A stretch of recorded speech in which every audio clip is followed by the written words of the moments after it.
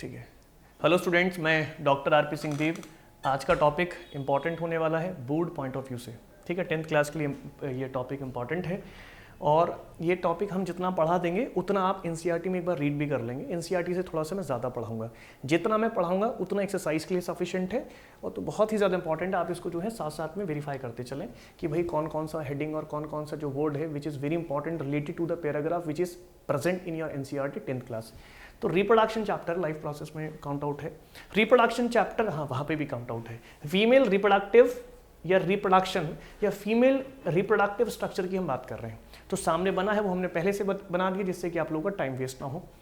एक एक वर्ड को मैं अलग अलग तरीके से फंक्शनल प्रोसेस पे दिखाता चलूंगा। एक एक वर्ड को मैं फंक्शनल प्रोसेस में देके चलूंगा। तो सबसे पहले हम क्या लेंगे, सबसे पहले हम फेलोपियन ट्यूब के बारे में बात कर लेंगे। आओ, तो फर्स्ट हमारे पास क्या है सर, फेलोपियन ट्यूब। फेलोपियन और ट्यूब। देखिए इमेजिनेशन अच्छी होनी चाहिए स्ट्रक्चर बनने के बाद। फेलोपियन ट्यूब है कहाँ, फेलोपियन ट्यूब ये जो आप ट्यूब देख रहे हैं, ये पूरी ट्यूब जो है आपके पास, इसे हम फेलोपियन ट्यूब कहते हैं, जो आपको रेड कलर के अंदर डॉट में दिखाई दे रही है। तो यहाँ लिखा भी है ओविडक्ट या फेलोपियन ट्यूब, दोनों में से आप कोई भी एक नाम का यूज कर सकते हैं। एनसीईआरटी दोनों वर्ड को यूज करती है। ओविडक्ट, आप इसे फेलोपियन ट्यूब कह दें या ओविडक्ट कह दें, एक बात हो गया। इसमें इसका फंक्शन बता दें। फंक्शन, अब हम सभी वर्ड का फंक्शन देखेंगे। फंक्शन बार बार नहीं लिखूंगा मैं फंक्शन, मुझे ज़्यादा लॉन्ग वीडियो नहीं बनानी, एक शॉर्ट में ये प्रोसेस खत्म करना है। फेलोपियन ट्यूब, ओविडक्ट, हाँ फंक्शन क्या है, फंक्शन इसका क्या होता है कि फर्टिलाइजेशन ये फर्टिलाइजेशन में क्या करती है, हेल्प करती है या कराती है 100%। तो फर्टिलाइजेशन कहाँ होगा, फेलोपियन ट्यूब में होगा या ओविडक्ट में होगा। एक बात क्लियर हो गया, डायरेक्ट बात समझते रहे। सेकंड, अब फेलोपियन ट्यूब के ना पार्ट्स देख लेंगे। फर्स्ट में क्या है, फिम्बरी। ठीक है, फर्स्ट में क्या है, फिम्बरी। ये हमारे पास क्या हो गया सर, फिम्बरी। तो फिम्बरी है, फिम्बरी क्या है, फिंगर लाइक स्ट्रक्चर है। कैसी है, फिंगर और लाइक और स्ट्रक्चर, फिंगर लाइक स्ट्रक्चर। अब ये फिंगर लाइक स्ट्रक्चर का फंक्शन बता दें। इसका फंक्शन क्या है, ओवा या ओवम या एग, जो कुछ इस तरीके के स्ट्रक्चर में आपको दिखाई दे रहा होगा। देखिए, आप देख लीजिएगा, इसमें थोड़ा और बड़ा कर लें इसे। ऐसे ना डॉट डॉट लगे हुए हैं, ओवरी के सामने लगे हैं। कहाँ लगे हैं, ओवरी के सामने। मेरी बात समझ पा रहे हैं। तो ओवा कह दें कि ओवम कह दें कि एग कह दें, तीनों में से आप कोई भी नाम यूज कर सकते हैं, तीनों एक के ही नाम हैं। 12th में आप जानेंगे कुछ अलग तरीके से, हालांकि सब एक ही जैसे हैं। ये हमारे पास क्या हो गया, ओवा हो गया। फिंगर लाइक स्ट्रक्चर, ये क्या करता है, इसको करेगा क्या, कैच करने के काम में आएगा, कैच करता है। तो finger like structure which has the name and the name you have the fimbriae, तो कैच करने के काम आती है। किसको कैच करेगी, ओवा को कैच करेगी। एक बात क्लियर हो गया, चलिए बिल्कुल क्लियर हो गया सर। अब दूसरा बात समझिए,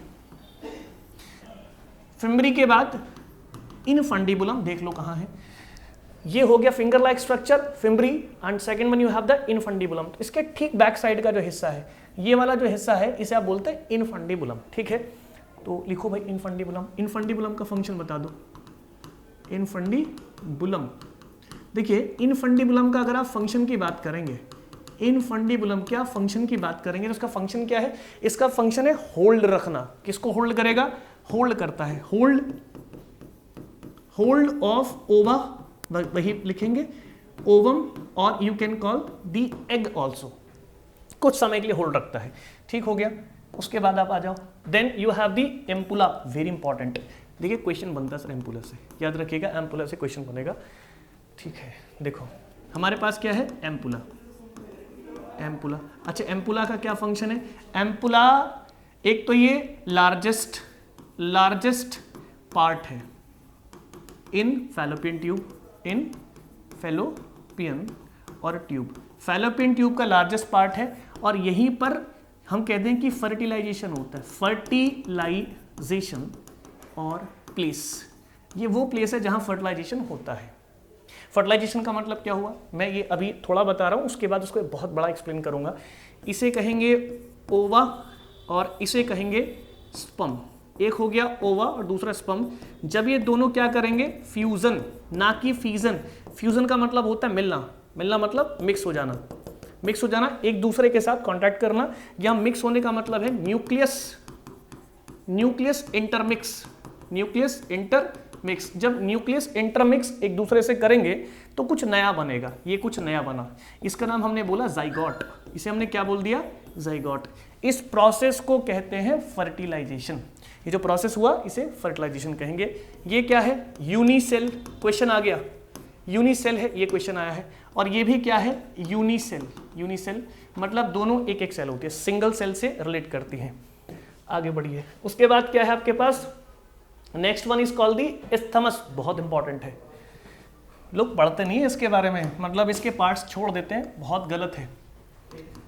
इस्थमस, इस्थमस, इस्थमस क्या है, नैरो पार्ट है, नैरो पार्ट, नैरो मतलब छोटा, smallest, narrow part of fallopian, fellow और पियन, फैलोपियन ट्यूब का सबसे छोटा पार्ट। ऐसा क्यों होता है, जो ओवा है, एग्जिट, ओवा बाहर निकले विद प्रेशर, विद प्रेशर, ओवा बाहर निकले विद प्रेशर। क्या मैंने सही लिखा, नहीं, यहां पर ओवा कट करेंगे और क्या लिख देंगे, जाइगोट, क्या लिख देंगे, जाइगोट, जाइगोट बनेगा। आ जाओ मेरी बात पर, यहां पर मान लीजिए एम्पुला में आपने क्या बना दिया, एम्पुला में आपने बना दिया जाई और गॉट, जाइगोट बना दिया, ये जाइगोट यहां बन गया, मान लीजिए जाइगोट बन गया, ये जाइगोट है। जाइगोट ऊपर से अंदर की साइड यूट्रस में आ जाना चाहिए, इस हिस्से को आप यूट्रस कहते हैं, दिस इज दी यूट्रस। हाँ, very delicated and it's very unhygienic part, मतलब इसको हाइजीनिक रखा गया है। जहां मैं वाइट वाइट डॉट लगा रहा हूं वो हेयर्स प्रोजेक्शन है, मस्कुलर है, इस बात को याद रखिएगा। क्लियर हो गया। तो एम्पुला में क्या हुआ, फर्टिलाइजेशन, और ये फर्टिलाइजेशन से क्या बना, जाइगोट, और ये जाइगोट इस्थमस तक पहुंचकर नैरो हिस्से से प्रेशर से बाहर निकलता है। जहां एरिया घटता है वहां प्रेशर बढ़ता है, जहां एरिया घटता है वहां प्रेशर बढ़ता है। आर्किमिडीज लॉ है 9th क्लास का, वो आपको याद होगा। आगे आ गया, यहां कौन पहुंच गया, यहां पर कौन पहुंचा, इसको क्या बोलते हैं, यहां पर पहुंच गया जाइगोट। ये जाइगोट यहां आकर पेस्ट हो जाएगा, इसको समझो, ये जाइगोट यहां जाकर पेस्ट हो जाएगा। अब देखिए, मैंने कहा कि बात को समझते रहें, यहां पर जाइगोट आ गया, ये क्या है, यूट्रस वाला सेक्शन, ये क्या, फैलोपियन ट्यूब, ये हमारी फैलोपियन ट्यूब हो गई। तो यहां से होता हुआ, एम्पुला से होता हुआ, इस्थमस से होता हुआ, और कहां पहुंच गया, यूट्रस के अंदर आ गया। ये यूट्रस का अंदर वाला हिस्सा मान लीजिए, यहां कौन आ गया, यहां पर जाइगोट आ गया। ले आओ इसको सर, ये जाइगोट है, ये जाइगोट आ गया। तो जाइगोट का कहां से, जाइगोट का फेलोपियन, क्वेश्चन आ गया, डायरेक्टली क्वेश्चन है, बोर्ड के क्वेश्चन बता रहा हूं मैं कैसे कैसे पूछेंगे आपसे। फेलोपियन, फैलोपियन ट्यूब, क्या कह रहा हूं, फैलोपियन ट्यूब में, in fallopian tube, to fallopian tube, ऐसे लिखो, टू फैलोपियन ट्यूब, कहां से,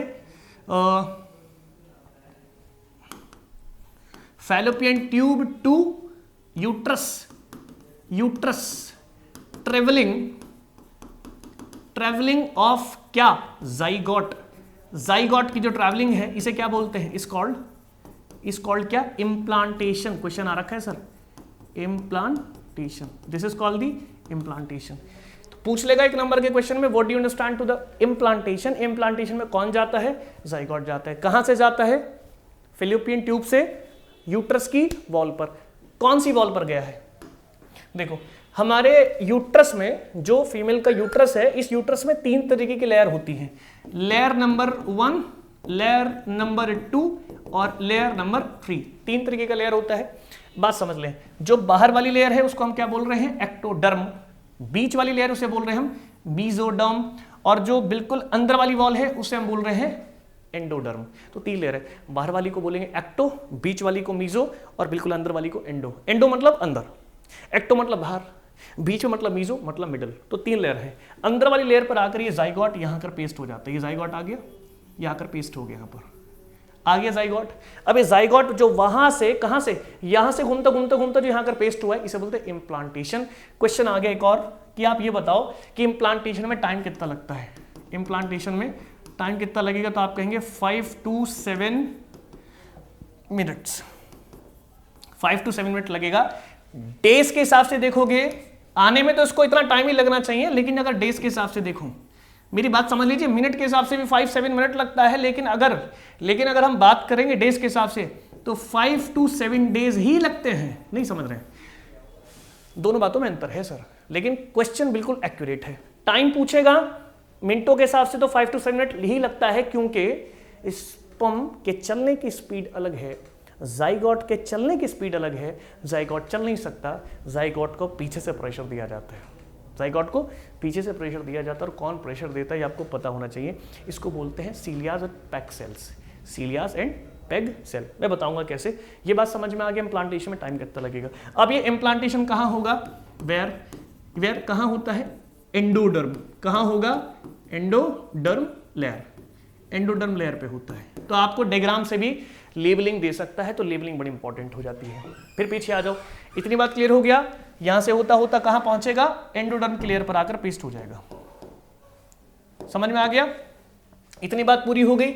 यहां फर्टिलाइजेशन कंप्लीटिंग हो गई है ना, फर्टिलाइजेशन की कंप्लीटिंग हो गया। उसके बाद जो ये वाला हिस्सा है, इस वाले हिस्से को हम सर्विक्स बोलते हैं, ठीक नीचे के हिस्से को हम वेजाइना बोलते हैं। नीचे वाला हिस्सा वेजाइना और ये वाला हिस्सा सर्विक्स हो जाता है। अब ये प्रोसेसिंग कैसे हुई, मेरी बात समझ में आ गया ना, तो इम्प्लांटेशन समझ में आ गया। उसके बाद क्या बचा, कुछ नहीं बचा। अब मैंने कुछ क्वेश्चन बना लिए कि पैग सेल क्या है, एक्सक्रीशन क्या है, हार्मोन्स कौन से निकलते हैं, फर्टिलाइजेशन। भाई फर्टिलाइजेशन क्या है वो तो हम बता दिए। अब आपको हार्मोन, एक्सक्रीशन, पैग सेल, ये एक्चुअल में ना तीनों के तीनों क्वेश्चन एक क्वेश्चन से ही रिलेट करके बात खत्म हो जाती है। दूसरा, ये जो रेड कलर के आपको जो दिख रहा है, इसे बोलते हैं सीलिया, इसे बोलते हैं सीलिया। अच्छा, एक क्वेश्चन को एक और बढ़ा देते हैं, what do you understand to this cilia. आगे बढ़ो मेरी बात, तो मैं क्या बता रहा हूं, क्वेश्चन देख लेंगे। देखिए जो फैलोपियन ट्यूब है, ये जो फैलोपियन ट्यूब आप देख रहे हैं, इसमें कुछ इस तरीके से बना हुआ है, इसे आप बोलते हैं सीलिया। क्या बोलते हैं, सीलिया। ये किस में हेल्प करती है, इसका हेल्प होता है ओवा या ओवम या एग, इनके लिए क्या कराएगा, मूवमेंट, मूवमेंट में क्या करेगी, हेल्प करेगी। फिर एक नंबर का क्वेश्चन हो गया। दूसरी बात, क्या ओवा खुद नहीं चल सकते ना, ऐसा पॉसिबल नहीं है। ओवा कांट मूव ऑन, खुद से नहीं ट्रैवल कर सकता, खुद से नहीं हिल सकता, खुद से नहीं चल सकता।